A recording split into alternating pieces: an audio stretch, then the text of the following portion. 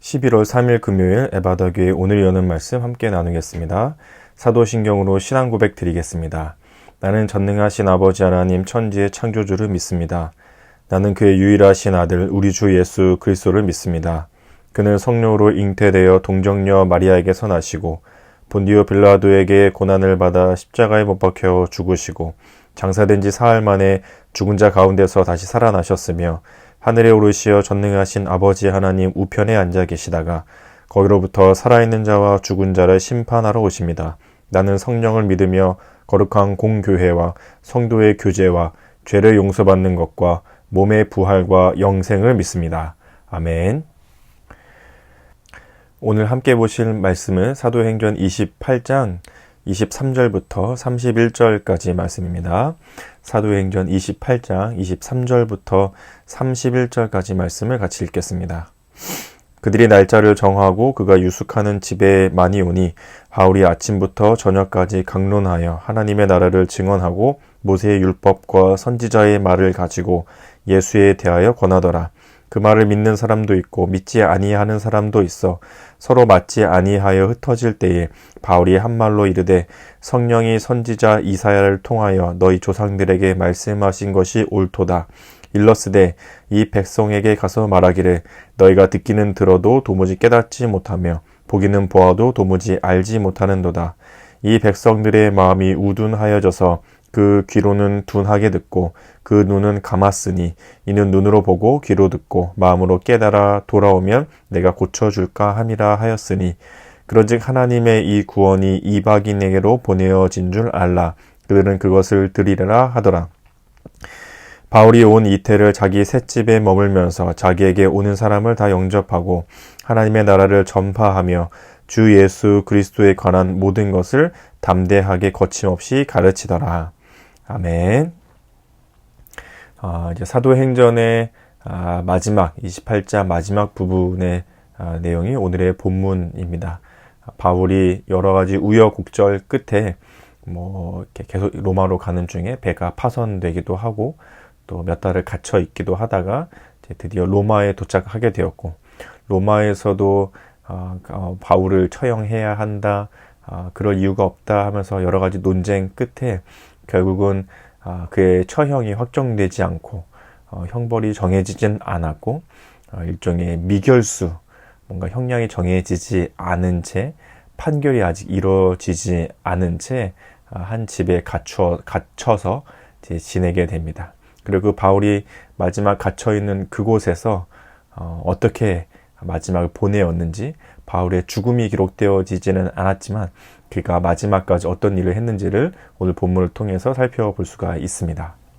먼저 23절을 보시면 그들이 날짜를 정하고 그가 유숙하는 집에 많이 오니 바울이 아침부터 저녁까지 강론하여 하나님의 나라를 증언하고 모세의 율법과 선지자의 말을 가지고 예수에 대하여 권하더라 하면서 바울이 그 마지막까지 했던 일을 하나님의 말씀을 강론하는 것, 복음을 전하고 또 가르치고 바울이 갇혀있는 그곳으로 여러 사람들이 이제 찾아오는 일들이 있었겠죠. 좋은 마음을 가지고 오는 사람들도 있었을 거고 그렇지 않은 사람들도 있었을 것입니다.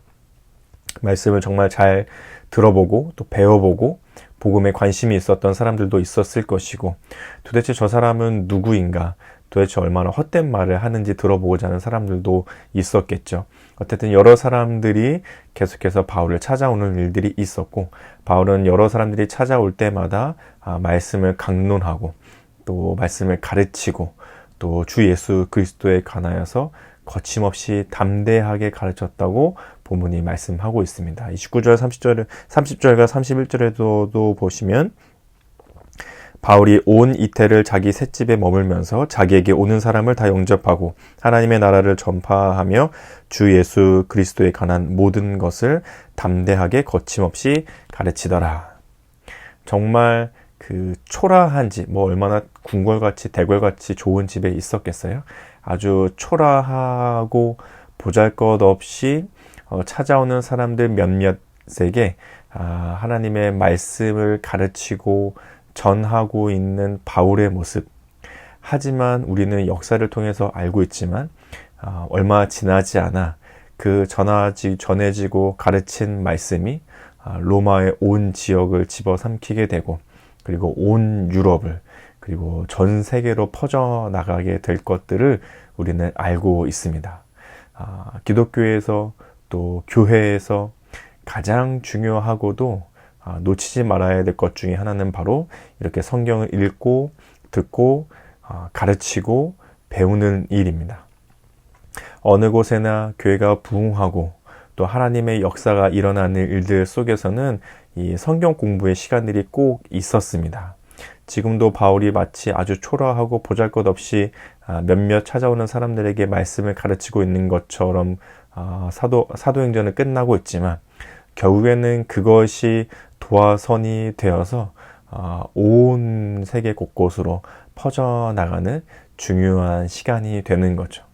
교회도 이 시간은 반드시 필요합니다. 그리고 어느 곳에서나 어느 시대에나 말씀을 연구하고 공부하고 배우고 가르치는 일들은 늘 있어 왔습니다. 큰 집회가 혹은 뭔가 커다란 성령의 사역들이 이 세상의 역사를 일으키는 것처럼 보이지만, 물론 그런 것들도 우리에게 은혜를 주지만, 성경을 가르치고 배우는 일이 없이 그런 일들이 일어나는 것이 없고, 혹 그런 일들이 일어났다 하더라도 성경을 읽고 배우고 공부하는 시간이 없이 유지되거나 계속되는 일은 없었습니다.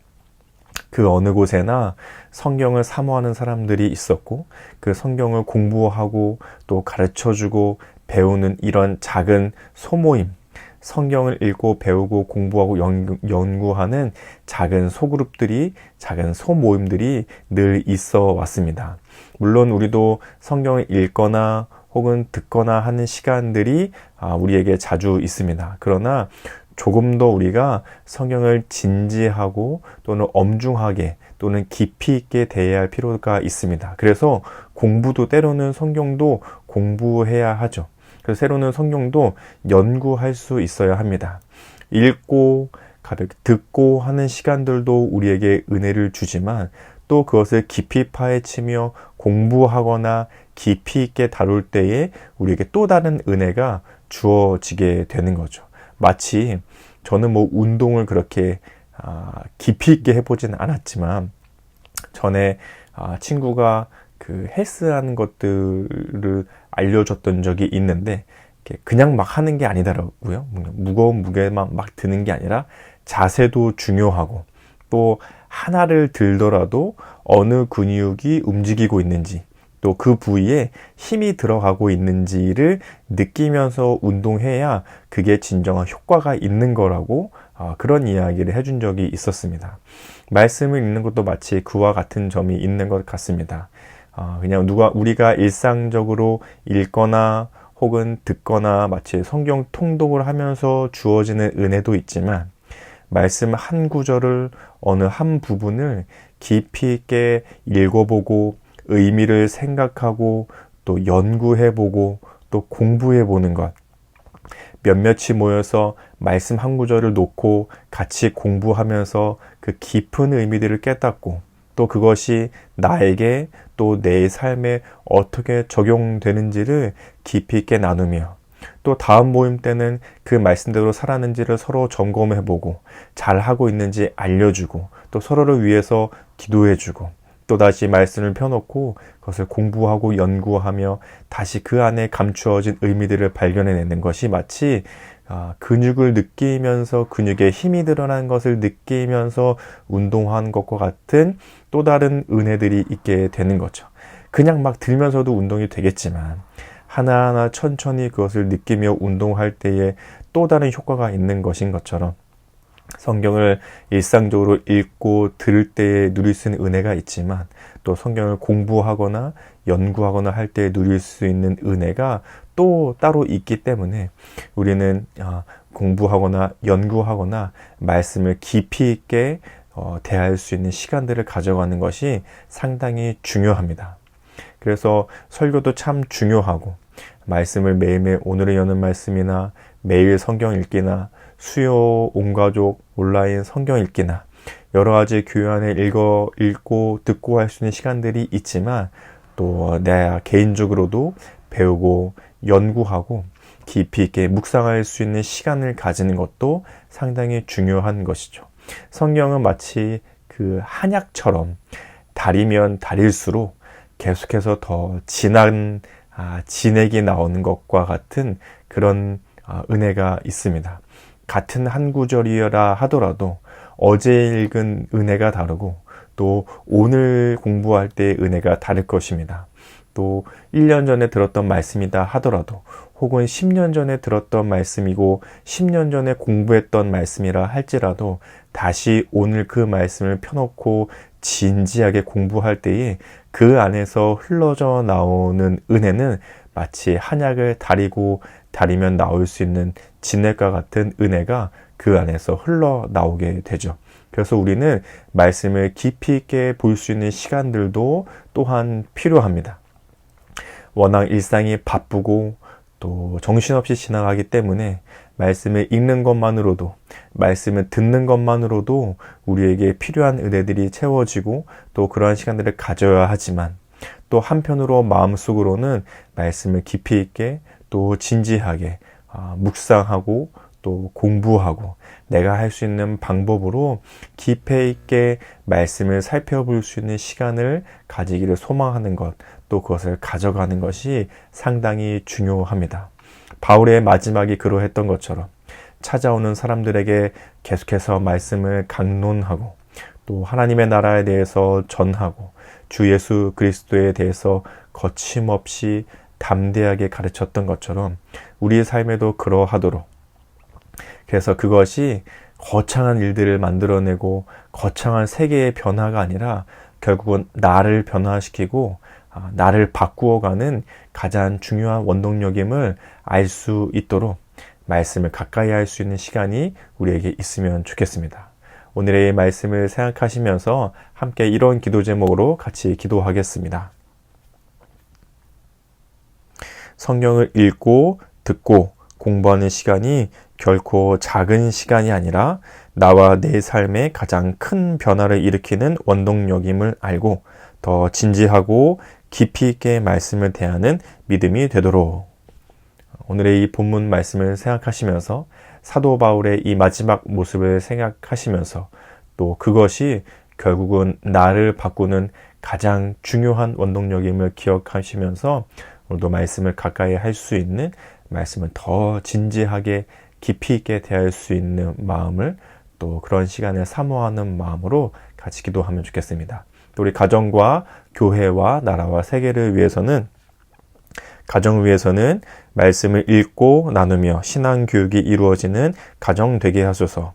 교회를 위해서는 에바다 모든 성도가 어린이는 어린이대로, 어른은 어른대로 말씀을 읽고 배우는 자리를 찾는 교회 되게 하소서. 우리 나라를 위해서는 중동 지역의 전쟁이 그치고 더 이상의 피해와 갈등이 없게 하소서. 이런 기도 제목으로 우리 함께 기도하면 좋겠습니다. 그리고 오늘 공동체의 기도 제목으로는 우리 익명으로 기도 제목을 낸 분을 위해서 같이 기도하겠는데요.